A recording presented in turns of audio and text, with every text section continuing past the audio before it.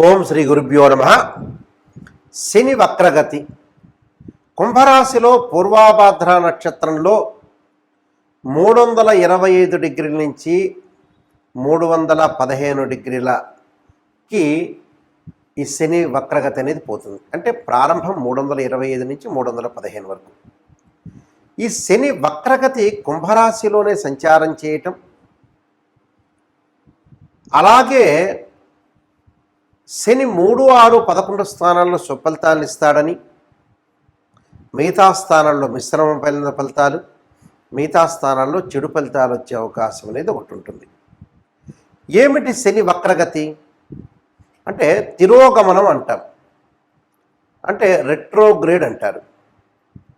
శని కుంభరాశిలోనే వక్రగతి పొందటం అంటే జూన్ 30వ తారీఖు నుంచి నవంబర్ 15వ తారీఖు వరకు కూడా 138 రోజుల పాటు శని వక్రగతి పొందుతుంటుంది. ఈ వక్రగతి అనేది పంచాంగ గణన సిద్ధాంతం ప్రకారంగా సూర్య సిద్ధాంతాన్ని అనుసరించి పూర్వ సిద్ధాంతము, దృగ్గణిత సిద్ధాంతం కూడా ఏర్పడుతుంది. ఈ గణితం అంటే ఈ పంచాంగంలో మనం ఏదైతే గణన వేస్తుంటామో దాని యొక్క సిద్ధాంతాన్ని బట్టి మనం అనుసరిస్తే 5 గ్రహాలకి మనకి వక్రస్థితి అనేది ఏర్పడుతుంది. 5 గ్రహాలకి వక్రస్థితి అంగారకుడు, బుధుడు, గురువు, శుక్రుడు, శని. 5 గ్రహాలకి, పంచగ్రహాలకు కూడా మనకి వక్రస్థితి ఏర్పడుతుంటుంది ఒక్కొక్క సమయంలో. సూర్యచంద్రులకు వక్రస్థితి అనేది ఉండదు. రాహుకేతులు ఎల్లప్పుడూ కూడా వక్రస్థితిలోనే ఉంటారు. ఒక 2 ప్లానెట్స్ ఎప్పుడైతే అంతరిక్షంలో రొటేట్ అవుతుండగా, పరిభ్రమణం చెందుతుండగా, ఒక గ్రహము దాని యొక్క వెలాసిటీ వేగాన్ని తగ్గితే ఆ గ్రహం అనేది వక్రస్థితికి చేరుకుంటుందని ఆస్ట్రోఫిజిక్స్ చెప్తుంది. అంటే అన్నీ కూడా గ్రహాలన్నీ కూడా అంతరిక్షంలో తిరుగుతూ ఉండగా ఈ 138 రోజుల పాటు శని తన యొక్క వేగాన్ని తగ్గించుకుంటుంది అని అర్థం. అంటే 2 ప్లానెట్స్, అంటే 2 or more ప్లానెట్స్ రొటేట్ అవుతూ ఉండగా ఒక ప్లానెట్ కానీ దాని యొక్క వెలాసిటీ వేగం తగ్గితే అది వక్రస్థితిలోకి ఏర్పడినట్టుగా అర్థం. అంటే భూమి మీద ఉండే వాళ్ళకి ఆ గ్రహం వెనక్కి వెళుతున్నది అని అర్థంగా ఆపాదిస్తారు.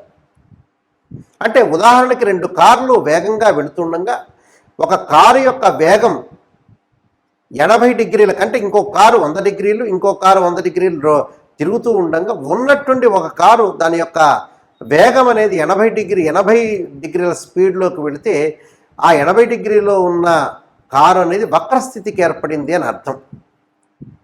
శని యొక్క ప్రభావం ఎలా ఉంటుందనంటే, మరి దీన్ని రెట్రోగ్రేడ్ ట్రాన్సిట్ సిస్టమ్ అంటారు.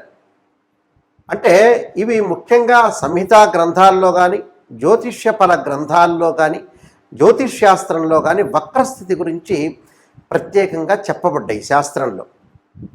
కాబట్టి ఈ వక్రస్థితి అనేది వల్ల ఫలితాలు కూడా మారిపోతూ ఉంటాయి. అంటే సహజంగా ఎలా ఉంటుందంటే దాని వెనక స్థానాన్ని మనం చూసుకోవాల్సిన అవసరం అనేది ఒకటి ఉంటుంది. కాబట్టి వెనక భావం యొక్క ఫలితాలు పడే అవకాశం ఉంటుంది. ఇక్కడ భావం అని కూడా కాదు, వెనకటి యొక్క స్థానం ఫలితం అనేది వచ్చే అవకాశం అనేది ఒకటి ఉంటుంది. కాబట్టి వక్రస్థితిలో చెడు మంచి యొక్క మిశ్రమాలు కలిసే అవకాశాలు ఉంటాయి. ఒక గ్రహానికి, ఒక రాశికి ఎప్పుడైతే గ్రహస్థానం అనేది మారుతూ ఉంటే, వక్రస్థితిలో మారుతుంటే ఫలితం కూడా మారిపోయే అవకాశాలు అనేవి ఖచ్చితంగా ఉంటాయి. మకర రాశి వాళ్ళకి శని వక్రగతి యొక్క ప్రభావం వల్ల మనకి కొన్ని మిశ్రమ ఫలితాలు వచ్చే అవకాశం అనేది ఒకటి ఉంది. అంటే ద్వితీయ స్థానంలో శని వక్రస్థితిలో ఉండటం వల్ల జన్మస్థానం యొక్క ప్రభావం బాగా ఎక్కువగా ఉంటుంది.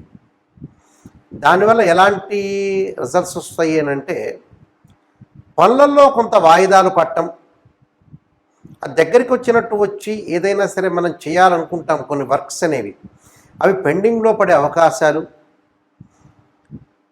కొన్ని ఎలా ఉంటాయంటే వ్యసనాల కొంతమంది బానిసలు కావటం, మంచి వాళ్ళని మనం కలవలేకపోవటం. అంటే కొంత మంచి వ్యక్తులు కొంతమంది ఉంటారు లైఫ్లో, అలాంటి వాళ్ళతోటి మనకి ఏదైనా సరే కలవలేని స్థితి వచ్చే అవకాశాలు ఉంటాయి. అదొక ఇబ్బంది కాలం. అంటే కొంత గురువు బాగున్నాడు, కానీ శని యొక్క ప్రభావం కూడా ఉంటుంది. అంటే గురువు వల్ల కొద్దిగా శని యొక్క దోషం అనేది తగ్గే అవకాశం ఉంటుంది, అంతగా బాధించే అవకాశం కూడా ఉండదు. కానీ మనం మటుకు లైఫ్లో ఎప్పుడు కూడా శ్రద్ధతోనే ఉండాలి. ఏ ప్రయత్నం తలపెట్టినా కూడా కొంత జాప్యం జరిగినా కూడా ధనలాభం కలిగే అవకాశాలు ఉండటం, కావలసిన డబ్బు ఊహించిన విధానికంటే కూడా ఎక్కువగా రావటం, చేతికి అందే అవకాశం, ఆర్థిక లావాదేవీలు, ఆస్తి ఒప్పందాలు బాగా లభించే అవకాశం ఉంటుంది. అంటే ఆర్థిక పరంగా ఉంటే ఏదైతే మనం లావాదేవీలు చేస్తామో ఫైనాన్షియల్ పరంగా గ్రోత్ బాగా ఉంటుందని అర్థం. గ్రోత్ ఉంటుంది, దానికి తగ్గట్టుగా ఒక 35% ఖర్చు అయ్యే అవకాశాలు ఉంటాయి. అంటే శుభ కార్యక్రమాలకు అనుకోవచ్చు, అనవసరమైన వస్తువు కొనుగోలు చేయటం వల్ల కూడా జరుగుతుంటుంది. కొద్దిగా కష్టపడినప్పటికీ ఆదాయ మార్గాలు ఆశించినంత ఫలితాలు వచ్చే అవకాశాలు ఉంటాయి. అంటే కొద్దిగా మనం కష్టపడ్డామనుకోండి, అనేక మార్గాల్లో ఆదాయం లభించే అవకాశాలు ప్రధానంగా ఉంటుంది. ఆరోగ్యం అనేది బాగా కుదుటపడే అవకాశం ఒకటి ఉంటుంది.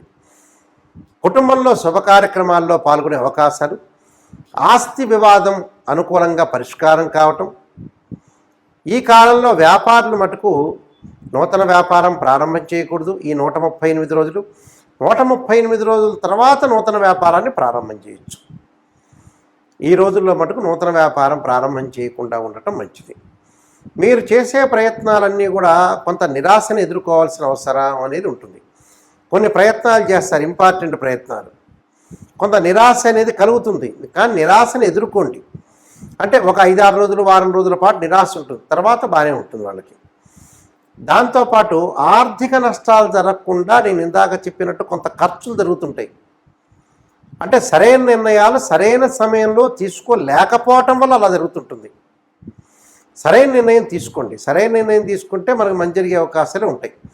ఆర్థిక నష్టాల విషయంలో కొద్దిగా అజాగ్రత్త లేకుండా ముందుకు వెళ్ళాలి. దీనికి ఓపిక, సహనం అవసరం. బంధువులతోటి సహనంగా ప్రవర్తించాలి. ఏదైతే మనకి చాలా కాలం నుంచి ఉన్న గృహయోగం అనే కళ అనేది ఒక ప్రణాళికాబద్ధంగా ఉండే అవకాశం ఉంటుంది. ఆ గృహయోగం అనేది కలిగే అవకాశం ఉంటుంది. అంటే ఒక ప్లాన్ వేస్తారు, ఆ ప్లాన్ సక్సెస్ అయ్యే అవకాశాలు ఉంటాయి. అంటే గృహం నిర్మించుకోవాలనుకునే వ్యక్తులందరికీ కూడా వాళ్ళు చేస్తున్న వృత్తి, ఉద్యోగ, వ్యాపారాల్లో ఎవరిని కూడా నమ్మకుండా ఉండటం మంచిది. నమ్మినట్టు నటించాలి కానీ పరిపూర్ణంగా నమ్మకూడదు. అలానే బంధువులతోటి, స్నేహితులతో అనుకూలంగా ఉంటుంది. దీర్ఘకాలిక వ్యాధులు ఉన్న వాళ్ళ వ్యక్తులకు కూడా గతం కంటే కూడా ఇప్పుడు మంచి ఫలితాలు వచ్చే అవకాశం ఉంది. ఆరోగ్యం అనేది కుదుటపడుతుంది, మానసికంగా ఒత్తిడి తగ్గుతుంది, మానసిక అశాంతి తగ్గే అవకాశాలు ఉంటాయి. ఆకస్మికంగా ధనలాభం. ఏదైతే మనం డబ్బులు ఇచ్చామో ఆ డబ్బులు ఇవ్వని వ్యక్తులు మన ఇంటి దగ్గరికి వచ్చి డబ్బులు ఇచ్చే అవకాశాలు అయితే ఎక్కువగా ఉన్నాయి. అంటే నిరాశ, నిస్పృహలు లేకుండా మంచిగా ఉండటం మంచి. స్త్రీలకి ఉన్నతమైన అభిప్రాయాలు, గౌరవ మర్యాదలు తగ్గే అవకాశం ఎక్కువ ఉంటుంది. దానితో పాటు కుటుంబ పరంగా భార్యాభర్తల విషయంలో కొద్దిగా శ్రద్ధ వహించండి. ఏది కూడా కొన్ని చికాకులు పట్టించుకోకుండా ముందు వెళితేనే చాలా మంచిది. విద్యార్థులు కూడా పోటీ పరీక్షల్లో కానీ చదువుకునే వ్యక్తులందరికీ కూడా అనుకూలంగా ఉండే అవకాశం ఉంటుంది. ఏకాగ్రత బాగా చదివే అవకాశం ఉంటుంది. ఈ ఉపాధ్యాయుల చేత, తల్లిదండ్రుల చేత శభాష్ అనిపించుకునే అవకాశాలు ఎక్కువగా ఉంటాయి. ఈ రాశి వాళ్ళందరూ కూడా, మకర రాశి వాళ్ళందరికీ కూడా కొన్ని ప్రత్యేకంగా రెమెడీస్ చెప్తాను. శరీరే జర్జరీభూతే వ్యాధిగ్రస్తే కళేపరి ఔషధం జాహ్నవీతోయం వైద్యో నారాయణని అనే మంత్రాన్ని ఆరోగ్యపరంగా ఇంకా బాగుండటానికి చెప్తున్నాను. అలానే ధనం ఖర్చు కాకుండా ఉండటానికి ఓం యక్షాయ కుబేరాయ వైశ్రవణాయ ధనధాన్యాధిపతే ధనం ధాన్యం సమృద్ధిమే దేహిమే దాపై స్వాహ అనే మంత్రాన్ని, కుబేర మంత్రాన్ని చక్కగా చదువుకోండి. మీకు మంజరి అవకాశం ఉంటుంది. ఇవన్నీ కూడా నేను చెప్పినన్ను కూడా పాటించండి. మీకు మంజరి అవకాశం ఖచ్చితంగా ఉండాలని ఆశిస్తూ సర్వే జనా సుఖినో భవంతు.